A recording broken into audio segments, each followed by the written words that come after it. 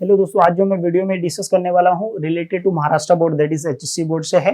ये वीडियो में मैं दो टॉपिक के ऊपर डिस्कस करूंगा। पहला टॉपिक कि एग्जामिनेशन प्रोसेस जो पेपर चेकिंग प्रोसेस होता है वो कैसे होता है और रिजल्ट कब तक आ सकता है। दूसरा ग्रेस मार्क्स के ऊपर है। मेक श्योर वीडियो पूरा देखना, सारी चीजें मैं डिटेल में डिस्कस करूंगा। पहले हम लोग डिस्कस करते हैं कि एग्जामिनेशन प्रोसेस जो चेकिंग प्रोसेस होता है वो कैसे किया जाता है एंड उसके हिसाब से रिजल्ट कब तक आ सकता है। तो मैंने खुद last year economics paper check किया था एचएससी बोर्ड का। मुझे पता है कि कैसे प्रोसेस होता है। यहाँ पे 3 प्रोसेस होता है। दैट मीन्स जिस दिन आपका पेपर होता है विद इन 3 डेज के अंदर वो पेपर अलोकेट किए जाते हैं चीफ मॉडरेटर, मॉडरेटर और एग्जामिनर। मैं पेपर चेक कर रहा हूँ तो मैं एग्जामिनर हूँ। मेरे ऊपर जो है जो मुझे गाइड कर रहा है एग्जामिनर मॉडरेटर है और उसके ऊपर चीफ मॉडरेटर है। ये 3 प्रोसेस होता है। 3 दिन के अंदर वो पेपर अलोकेट कर दिए जाते हैं। जैसे पेपर हुआ आपका 6 तारीख का, तो 9 तारीख तक मुझे पेपर मिल जाएंगे, चाहे 300 हो, 350 हो या 200 हो। वो सारे पेपर्स टीचर्स को अलोकेट कर दिए जाते हैं। उसके मॉडरेटर भी क्या होता है, अलोकेट कर दिए जाते हैं। सारी चीजें एकदम सिस्टमेटिकली 3 डेज के अंदर पूरा कंप्लीट हो जाता है। मतलब सारे एग्जामिनर्स जो भी पेपर चेक करने वाले हैं, पेपर चेकर, सबको पेपर्स मिल गए रहेंगे। लेकिन यहाँ पे प्रॉब्लम क्या हुआ कि पेपर जब मिल जाता है उसके बाद हमको चेक करने के लिए टाइम मिलता है कि भाई विद इन अ वीक में हमको क्या करना है। हमको मॉडरेटर टारगेट देता है कि एक वीक में आपको 50 पेपर या 25 पेपर क्या करना है, सबमिट करना है एवरी वीक में। और 200 से लेकर 350 या 300 पेपर ही हर टीचर, सभी एक टीचर्स को अलोकेट किए जाते हैं। उसके हिसाब से एक महीने के अंदर 20 डेज के अंदर क्या होता है, टीचर अगर चाहिए तो जल्दी भी चेक करके दे सकता है अगर उसको कुछ दूसरा वर्क हो। तो कुछ टीचर्स 20 दिन के अंदर, 50 डेज के अंदर ही क्या करते हैं, पेपर चेक करके दे देते हैं। अब यहाँ पे क्या हुआ है कि जो पेपर चेक करने के लिए टीचर्स को मिला है वो पेपर चेक करके ऑलरेडी रखे हैं, लेकिन ड्यू टू लॉकडाउन अभी वो मॉडरेटर के पास नहीं गया, मतलब मॉडरेशन के लिए नहीं गया है।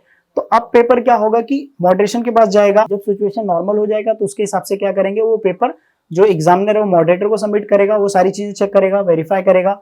वेरीफाई करना दैट मीन्स वहां पे चेक करना होता है कि कहाँ पे मैंने ज्यादा मार्क्स दे दिया है।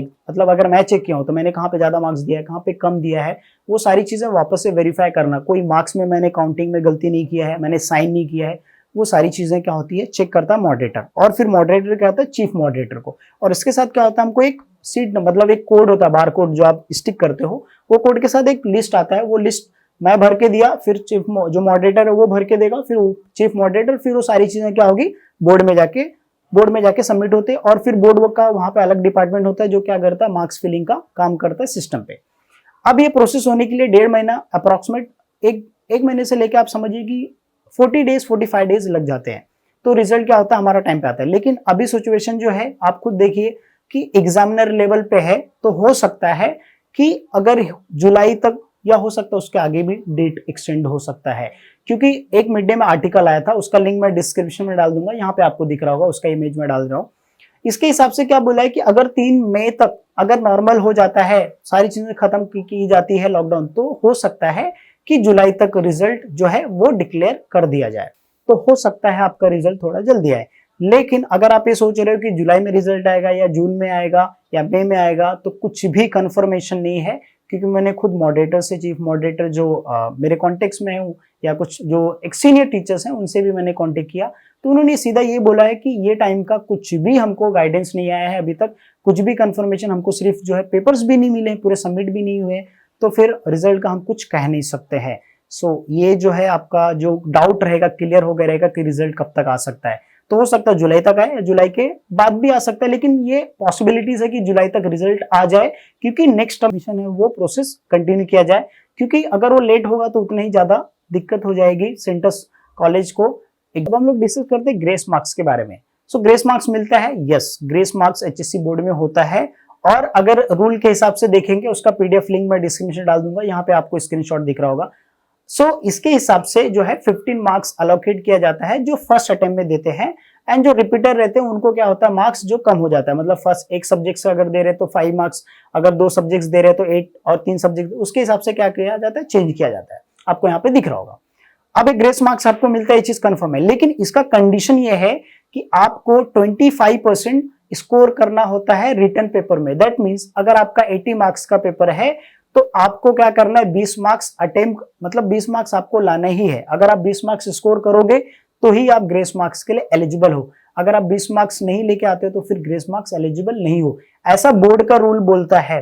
लेकिन जैसा हम पेपर चेक करते हैं तो हमारा एंड लाइक हमारे पास ये अथॉरिटी नहीं होता है कि हम मार्क्स बढ़ा दें। हमारा काम है कि पेपर चेक करना, प्रॉपर अलोकेट करना, और हम टारगेट करते हैं, लाइक हम ट्राई करते हैं कि अगर पेपर बच्चे ने पूरा अच्छे से लिखा है, जिसका 18-19 मार्क्स आ रहा है, तो वो 20 तक हम लेके जा सके। अगर 20 तक जाता है तो फिर हो सकता है कि उसका इंटरनल मार्क्स इंक्लूड करके उसको प्लस करके 35 का एग्रीगेट बन जाए। तो इस तरीके से क्या होता है पेपर में, जैसा एग्जामिनर या मॉडरेटर जो होता है वो भी ट्राई करता है सारे स्टूडेंट 20 प्लस स्कोर करे, सो दैट वो ग्रेस मार्क्स के लिए एलिजिबल हो। लेकिन यहाँ पे सस्पेंस ये भी है कि जो 15 मार्क्स ग्रेस मिलता है वो क्या सच में मिलता है, ये किसी को भी नहीं पता होता है। वो सिस्टम जो है, जो बोर्ड का रहता है, वो सिस्टम के हिसाब से वो जो भी मार्क्स फिल करता है ऑटोमेटिकली वो पुल करता है। यहाँ पे किसी को भी मॉडरेटर या चीफ मॉडरेटर को नहीं पता रहता है, ठीक है, ये रूल के हिसाब से। लेकिन यहाँ तक अगर आप वीडियो देख रहे हो तो भाई ये साल में मैंने कंफर्म किया है, ये साल का अभी तक हो सकता है जो मॉडरेटर जो ग्रेस मार्क्स हो चेंजेस हो सकता है, बिकॉज ये साल में कुछ भी अभी तक कंफर्म नहीं हुआ है, कुछ भी इंस्ट्रक्शन नहीं मिला है मॉडरेटर को या चीफ मॉडरेटर को, हो सकता है। लेकिन यहाँ पे अगर आप 15 मार्क्स देख रहे हैं, अगर आपके कोई पहचान के रहेंगे कॉलेज के टीचर जो प्राइमरी स्कूल में पढ़ा रहे होंगे, तो प्राइमरी में भी सेम यही रूल है। मैंने खुद प्राइमरी में पढ़ा है, तो जिस बच्चे को लाइक हमको 15 मार्क्स हमारे हाथ में रहता है कि कोई ऐसा बच्चा है जिसको पासिंग 3 सब्जेक्ट्स में फेल हो रहा है, तो हमारे पास 15 मार्क्स होता है, 15 मार्क्स हम अलोकेट करके उसको क्लियर कर सकते हैं।